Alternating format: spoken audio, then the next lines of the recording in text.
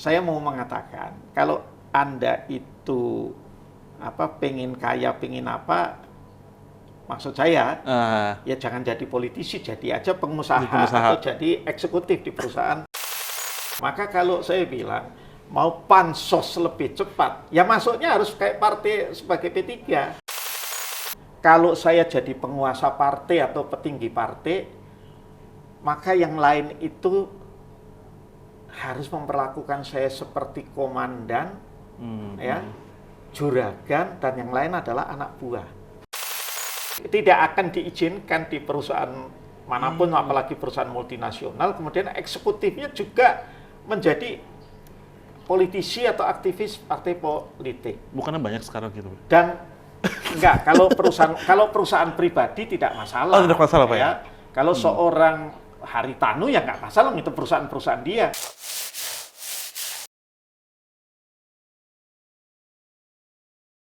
Kita udah kedatangan Pak Asrul Sani. Terima kasih Pak sudah diizinkan waktunya untuk berdiskusi Pak di program Dialog. Sama-sama. Ya Pak, Pak Asrul Sani sekarang ini menjabat sebagai Wakil Ketua MPR ya, dan juga Wakil Ketua Umum P3, Partai Persatuan Pembangunan yang lagi hangat belakangan ini Pak ya. Lagi lumayan ramai nih Pak ya, dengan adanya Pak Sandi Uno. Iya, dengan adanya transfer pemain nih Pak ya. Gimana Pak, kabar sehat Pak ya? Alhamdulillah sehat, meskipun kaki saya iya kemarin nih Pak ya. Iya, semoga lekas membaik Pak ya. Pak, berarti Bapak saat ini menjabat, selain menjabat Wakil MPR, menjabat jadi Waketum P3 gitu Pak. P3 sendiri, Bapak berkarir atau menjadi politisi P3 itu dari tahun kapan Pak? Udah berapa lama Pak?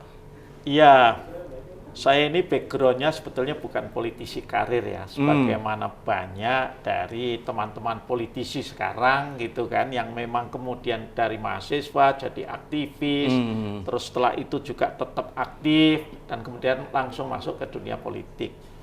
Saya orang yang mulai karir itu dengan menjadi public defender. Ya, pembela umum, ya, di Lembaga Bantuan Hukum Jakarta. Oh, LBH Pak? Iya, tahun 86 mulai sampai 88. Nah, setelah dari LBH saya memang menekuni dunia advokat, dunia konsultan hukum ya, sebagai corporate lawyer. Jadi lawyer tetapi yang bukan litigasi, yang urusan pekerjaannya adalah hal-hal yang menyangkut tindakan korporasi atau corporate action. Nah, saya juga kemudian masuk ke manajemen perusahaan dan menjadi direktur di sebuah perusahaan multinasional. Ini berarti jauh sebelum menjadi politisi Pak ya? Jauh sebelum. Oh, Karena saya secara resmi baru menjadi politisi itu 2011. 2011? Ya, itu. Sementara saya lulus kuliah aja awal 87. Jadi antara 87 sampai 2011 itu saya memang melalang buana ada di dunia profesional ya. Dan kemudian masuk politik ya, masuk struktur partai secara formal itu di P3 setelah muktamar P3 yang di Bandung, muktamar ke-7. Itu pun karena diajak waktu itu oleh politisi yang sudah tentu lebih senior, atau Mas Lukman Hakim Saifuddin. Itu berarti pas saat ketua umumnya? Amin. Waktu itu ketua umumnya masih Pak Surya Dharma Ali. Ya. Tapi kemudian saya masuk pada saat itu sebetulnya saya sedang mengambil program doktor saya di Inggris, di Scotland gitu ya. Nah, ya sambil bolak-balik gitu kan, dan 2014 ketika kemudian waktu itu saya diminta jadi caleg, lah malah terpilih. Malah terpilih gitu ya. Padahal bukan nomor 1 pada saat itu. Ya? Iya, ya. Nah, mungkin karena di dapil itu ya khususnya ayah saya yang seorang tokoh NU, mantan juga ketua P3 itu dikenal. Ya. Jadi karena punya modal sosial warisan dari almarhum ayah saya, makanya kemudian saya dapat suara ya paling banyak. Ya, itu. Berarti masuknya Bapak ke partai P3 pun itu emang dari kecil itu sudah ditanamkan ideologi P3 dan akhirnya memutuskan masuk P3 atau seperti ya, apa? Atau pilihan-pilihan karena ayah saya itu termasuk tokoh P3 dari sejak awal P3 berdiri ya di daerah Pekalongan. Jadi tentu karena ya begitu banyak kemudian orang yang datang gitu ya, orang-orang partai khususnya kader partai, para aktivis gitu ke rumah saya. Pada saat itu ya tentu saya mau tidak mau menjadi punya pemahaman lah, punya pengetahuan tentang politik, tentang partai politik yang khususnya P3. Waktu itu kan partai hanya 3 saja kan. P3, Golkar, dan PDI. Nah, tetapi ketika kemudian saya kuliah, saya diterima di Fakultas Hukum Universitas Indonesia, kemudian sebelum selesai saya magang dulu di LBH, saya malah tidak berpikir untuk menjadi politisi seperti ayah saya. Gitu ya. Ya karena juga jaraknya lumayan jauh Pak ya, dari profesional ke politisi itu lumayan. Iya, makanya lumayan jauh lah. Kalau dihitungnya itu dari saya ketika lulus saja ya 87 sampai 2011 itu saya baru menjadi politisi 24 tahun setelah saya selesai kuliah. Itu ya. Nah, tetapi tentu ada plus minusnya kalau menurut saya ya. Minusnya dulu lah. Minusnya apa tuh Pak? Ya, minusnya tentu sebagai politisi jam terbang saya kan kurang. Enggak juga lah Pak. Nah, kita bisa tahu lah Pak. Meskipun kemudian setelah masuk saya ngebut gitu lah supaya cepat belajar kali Pak ya. Iya, saya mungkin lebih jadi kayak pelari itu sprinter lah. Karena sprinter kan kadang-kadang balapin juga pelari maraton gitu ya. Memang dari awalnya itu memang politisi. Maka saya masuk partai, struktur partai 2011, saya 2016 itu sudah didaulat diminta jadi sekjen saya waktu itu, Sekretaris Jenderal Partai Persatuan Pembangunan. Memang itu termasuk hal yang cepat gitu ya. Termasuk hal yang cepat. Tapi barangkali karena di P3 nggak banyak saingannya gitu loh lah ya. Jadi kan posisi-posisi katakanlah bergengsi seperti sekjen atau ketua umum kan tidak banyak yang memperebutkan gitu ya. Jadi itu dari sisi minusnya ya. Tapi dari sisi plusnya juga ada gitu, politisi yang berlatar belakang profesional ya. Pertama apa plusnya menurut saya? Dia berpikir lebih rasional. Ya. Dan yang kedua biasanya orang dengan latar belakang dunia profesional itu teguh lebih sudah terbangun ya, yang namanya kode etik pada dirinya. Ya. Nah itu biasanya sudah cenderung lebih terbangun. Ya. Saya tidak ingin mengatakan bahwa yang politisi karir dari awal itu nggak punya etik, nggak gitu juga gitu loh. Tetapi misalnya kalau saya itu mengacu pada pengalaman diri saya sendiri, karena saya pernah 14 tahun jadi direksi sebuah perusahaan multinasional itu, saya misalnya sudah diajarkan doktrin tentang cardinal sins. Dosanya kardinal, karena kan yang namanya direksi eksekutif perusahaan itu dianggap kayak kardinal ya, kalau di agama Katolik. Apa yang boleh dilakukan dan apa yang tidak boleh dilakukan. Apa yang boleh dilakukan tapi harus didisclose, harus diungkapkan ya. Nah, itu hal-hal yang terkait misalnya seperti gratifikasi, pemberian orang. Tidak semua pemberian itu dilarang, tetapi harus di-declare, harus diungkapkan. Nah, itu kan seperti itu. Saya itu dari awal misalnya sudah diajari tentang Foreign Corrupt Practices Act, ya, undang-undang larangan praktek korupsi di luar negeri. Diajari juga karena ini perusahaan Amerika kan, undang-undang tentang Sarbanes-Oxley. Itu semua yang mengatur sebetulnya tentang perilaku kita. Nah, itu modal yang baik menurut saya. Ya.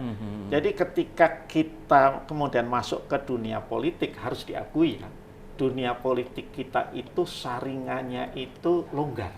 Pak, berarti gini Pak, bisa dikatakan dunia politik ini penuh, kita perlu ilmu atau base atau pertahanan diri tadi Bapak bilang kayak educate segala macam sebelum masuk ke politik gitu Pak? Karena vaksin. Karena vaksin. Karena dalam politik itu sangat menyeramkan itu Pak berarti. Ya begini, saya kira tidak hanya di Indonesia kita hanya fair ya. Di negara-negara berkembang atau negara yang demokrasinya itu belum tumbuh, belum well established menurut saya. Ya memang politisinya ya kebanyakan kan begitu ya. Antara mana yang boleh dan tidak boleh belum definisikan dalam regulasi yang katakanlah jelas dan ketat. Kalaupun sudah terdefinisikan, artinya sudah diatur, tapi barangkali belum terimplementasikan dengan baik, gitu ya. Nah, kalau kita itu punya saringan dalam bentuk latar belakang, katakanlah atau pengalaman pribadi, maka itu akan menjadi itu tadi ada apa ya? Semacam kayak barrier ada apa ya? Self restraint lah, ada kemudian penahan diri ya, yang sudah terbentuk ibarat gitu ya, badan kita itu antibodi itu kita memiliki itu loh. Udah ada pencegahnya ya meskipun sebelumnya. Bisa juga jebol antibodi itu gitu loh ya, karena orang itu bisa berubah. Nah, tetapi di sana kan akan terjadi pergulatan ya antara katakanlah virus-virus, bakteri yang mau masuk ke kita gitu kan dengan antibodi kita. Kalau kita antibodinya itu bagus, ya barangkali kalaupun ada virus, bakteri yang lolos itu ya kemudian nggak blong lah gitu ya. Nggak seperti mobil yang remnya blong lah gitu. Nah, tadi udah enak Pak di profesional gitu. Kemudian akhirnya diajak masuk ke partai P3 politik. Memutuskan. Kenapa kok mau partai politik? Tadi kan background-nya kan itu tadi karena orang tua gitu Pak. Ada dua pertanyaan Pak. Kenapa mau? Dan kedua adalah bagaimana Bapak melihat partai P3 transformasinya gitu Pak. Transformasinya dari kan Bapak merasakan berarti kan di penghujung, misalnya di terakhir-terakhir ini ya, di sebelumnya kan P3 ini di zaman pas fusif segala macam itu kan pasti perubahannya transformasi itu sangat kuat gitu Pak. Nah, proses untuk akhirnya mau itu juga setelah tentu melalui proses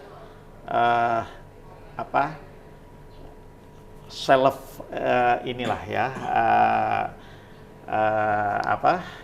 renungan ya, perenungan muhasabah kalau bahasa agamanya itulah ya.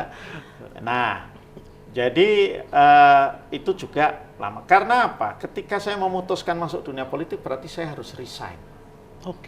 Ya, tidak akan diizinkan di perusahaan manapun, apalagi perusahaan multinasional. Kemudian eksekutifnya juga menjadi politisi atau aktivis partai politik. Bukannya banyak sekarang gitu? Dan enggak, kalau perusahaan pribadi tidak masalah. Tidak masalah Pak ya? Kalau seorang Haritanu ya nggak masalah, itu perusahaan dia. Tapi perusahaan itu kan saya bekerja ya? Iya, saya bukan pemilik. Meskipun sebagai eksekutif juga dikasih stok lah, stock option, saham gitu ya, itu. Tetapi pada dasarnya kita bukan pemilik dan aturannya memang seperti itu, ya. Maka tentu yang terpikir lah, saya masih manusia biasa, gua kehilangan gaji sekian, gitu. Dan gaji dan tunjangan take home pay yang saya terima direktur di perusahaan multinasional direktur lagi ya? 2 kali lebih daripada gaji dan tunjangan di DPR, Pak. Pasti. Itu loh. Nah, tapi kok kenapa mau? Pertanyaannya kan begitu. Pertama tentu saya melihat ya, saya sudah punya tabungan yang memadai lah dari itu. Saya juga kemudian punya misalnya kayak saham stock option yang bisa dijual, yang itu kan bagus. Dan yang lebih lagi adalah saya juga masih bisa berprofesi sebagai konsultan hukum, konsultan pasar modal. Jadi insya Allah ada juga gantinya lah penghasilan. Maka saya putuskan saya mau. Tidak terpikir ketika saya masuk 2011 itu saya mau jadi anggota DPR. Cuman aktif karena aja. Pada saat itu saya sedang menyelesaikan program doktor saya di Inggris itu, di Scotland. Ya. Tapi kemudian ketika 2013 ada proses pencalekan untuk pemilu 2014, waktu itu Pak Sekjen P3 yang masih dijabat oleh Gus Romahur Muzi, Gus Romi bilang, Mas, wah ini kita kekurangan caleg, sampean perlu nyalek juga. Padahal saya masih di Inggris gitu kan. Akhirnya ya saya bilang boleh, tetapi asal di dapil saya supaya saya bisa nyumbang suara. Dan saya tidak nuntut nomor berapa, maka saya dipilih nomor 2.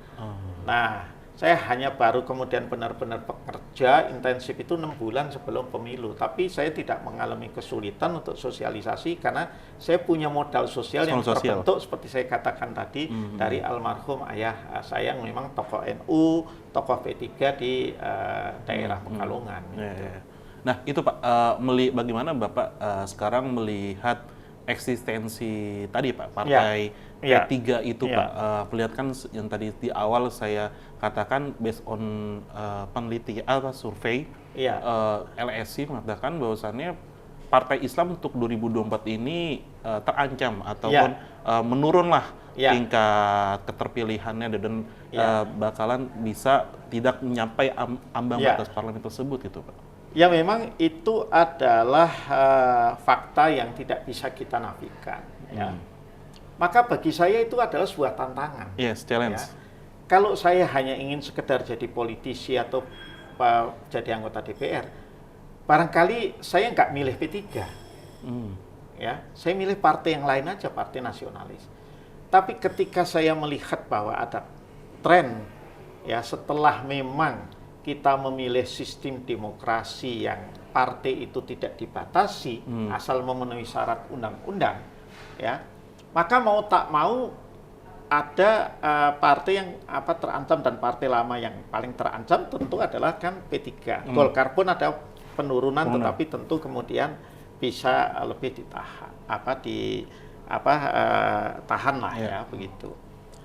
Nah disitulah saya melihat tantangan. Kenapa kok milihnya misalnya partai berbasis agama Islam dalam hal ini? Padahal saya bukan berlatar santri, pendidikan saya ya pendidikan umum, bahkan cenderung sekuler pendidikannya gitu ya. Nah justru karena saya melihat, tentu di situ saya melihat tantangan. Tantangannya itu apa? Bagaimana kemudian mempertahankan partai yang ayah saya ya ikut mendirikan gitu di daerah dulu ya. Dan kemudian yang kedua, saya juga sekaligus selain sebagai tantangan, itu juga sebagai peluang. Ya, tentu saya kalau masuk ke satu tempat, saya itu terus terang dalam mindset saya jangan hanya jadi follower, tapi harus jadi trendsetter. Jadi, gitu loh. Trendsetter itu artinya adalah orang yang mempengaruhi. Kalau follower itu kan orang yang dipengaruhi. Kalau bisa jadi decision maker lah ya. Nah, bagian dari trendsetter itu artikulasinya harus menjadi decision maker. Artinya harus ada dalam posisi gitu loh. Maka karena saya itu saya bilang saya masuk partai yang peluang di mana saya untuk menjadi trendsetter itu besar, saya pilih partai yang kemudian para jagoannya, ya. Sedikit. Saya nggak mengatakan bahwa kemudian yang lain itu kurang pinter atau bodoh ya. Yang orang pinternya nggak banyak lah, gitu loh. Kalau orang pinternya banyak, maka listnya untuk katakanlah melakukan untuk berkarir ke atas kan juga bersaingnya banyak, ya.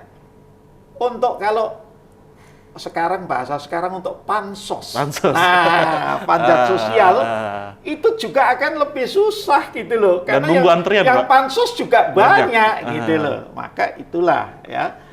Maka ya memang kadang-kadang saya dikomentari kawan-kawan, lu tuh hebat juga loh, baru masuk dunia politik langsung tahun 2011, dalam 5 tahun lu udah bisa jadi sekjen partai gitu kan. Nah, saya bilang, nah itulah saya bilang, untungnya saya berada di P3. Maka kalau saya bilang, mau pansos lebih cepat, ya masuknya harus kayak partai sebagai P3, gitu loh. Tapi kan gini Pak, maksudnya kalau dilihat kan partai P3 sendiri kan bukan partai yang baru, dia partai yang lumayan lama gitu. Nah, cuman kenapa? Maksudnya gini Pak, kenapa? Jadi pertanyaan lagi gitu Pak, kenapa akhirnya bukan diturun Pak? Tadi yang Bapak jelasin tidak adanya misalnya kaderisasi yang pimpinan yang bagus, kaderisasi para kader-kader yang mumpuni, akhirnya persaingan dalam internal sendiri pun enggak. Nah, justru itulah menurut saya ini kami yang di P3 itu harus mawas diri. Harus berani self correction, mengkoreksi diri. Ya, evaluasi. Tidak sekedar muhasabah. Bukan sekedar evaluasi, tetapi memang harus total berubah. Ya. Pertama, ya kita itu kan harus kembali ya kepada kultur P3. P3 itu didirikan dari awalnya bukan partai perorangan.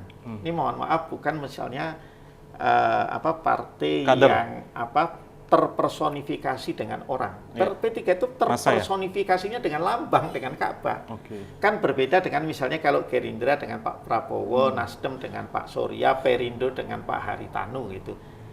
Jadi ini kalau sebagai partai itu, P3 itu partai yang sebetulnya itu kalau diibaratkan perusahaan itu public listed company. Perusahaan terbuka. Tidak ada controlling shareholders. Ya, tidak ada satupun yang kemudian menjadi pengontrol tunggal atas partai itu. Nah, sebetulnya tidak hanya P3, saya lihat Golkar juga kecenderungannya begitu, PAN juga kan begitu. Nah, yang kedua menurut saya, jadi itu harus self koreksinya itu. Yang kedua, nah ini yang kami juga harus mawas diri juga, harus menata kembali niat kita berpartai. Mau masuk partai, mau aktif itu apa sih tujuannya? Kan kalau tujuan di anggaran dasar pasti akan mengatakan saya mau izul Islam wal muslimin, agar bisa memperjuangkan Islam dan tegaknya muslimin. Itu kemudian harus kita matchkan dengan realitas yang ada. Apa iya begitu? Apa jangan-jangan you masuk partai, bahkan partai Islam sekalipun itu untuk menjadikan kemudian pertambahan kekayaan saya itu alat Pak ya? Alat untuk menambah. Nah, kemudian lebih cepat. Apakah nambah kekayaan itu boleh? Boleh sepanjang itu jalannya halal, ya, tidak melanggar hukum, ya. Tapi kami harus jujur dengan kasus-kasus yang ada di P3. Nah, itulah yang kami juga harus introspeksi. Gitu ya. Berarti untuk sampai saat ini pun internal P3 sendiri pun masih belum bisa menemukan. Nah, jadi itu yang terus saya sampaikan. Sepanjang cara berpikir kita masih satu. Kalau saya jadi penguasa partai atau petinggi partai, maka yang lain itu harus memperlakukan saya seperti komandan, ya, juragan, dan yang lain adalah anak buah. Jangan begitu. Kita harus memperlakukannya semua sebagai koleha. Nah, yang selebihnya adalah kalau kita jadi petinggi pimpinan partai, justru yang lebih banyak itu harus mendengar, bukan minta didengar. Itu loh. Nah, ini yang terus kami harus lakukan kembali penataan atau bahkan perubah. Ya, back to hitohnya P3 itu satu, menumbuhkan kesadaran bahwa partai ini adalah partai punya banyak orang. Jadi meskipun saya petinggi partai, wakil ketua umum partai, tapi saya tidak boleh mentang-mentang menentukan orang seenaknya, ya, untuk jadi A, jadi B, dan lain sebagainya. Basisnya itu ya harus merit system, bukan karena kedekatan, mohon maaf, pinter jilat sama pimpinan, enggak mau, itu loh, itu. Nah, jadi itu yang menurut saya kami harus melakukan koreksi diri, self correction. Yang kedua itu tadi, budaya untuk lebih banyak mendengar daripada minta didengar itu juga harus diinikan. Wujudnya apa Pak teorinya? Wujudnya ya kita kalau ada warga partai, struktur partai di bawah punya komplain, punya masalah, didengarkan. Didengarkan itu bukan berarti diikuti loh. Nanti terjadi proses diskusi. Tapi jangan ketika kemudian warga partai di situ kebetulan protes terhadap kebijakan DPP, kemudian lu terima aja, kalau enggak lu gua copot. Otoriter banget. Nah, jangan begitu pendekatannya. Itu loh.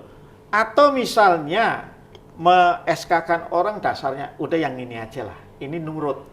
Meskipun kurang bisa kerja, atau meskipun kemudian katakanlah kiprahnya di masyarakat kurang kelihatan atau kurang diterima. Nggak bisa begitu. Nah, paling tidak kalau belum bisa ideal seperti yang saya sampaikan, di tengah-tengah lah. Nah, ini yang sekali lagi saya mau katakan, P3 itu harus melakukan self-correction. Bahkan saya selalu bilang, kita harus U-turn. Itu loh. Harus U-turn.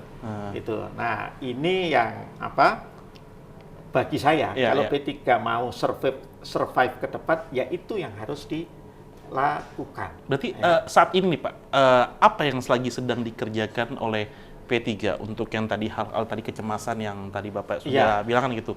Menurut Bapak yang interestnya, apa yang udah mulai, tahap apa nih yang udah mulai atau emang belum pada sadar?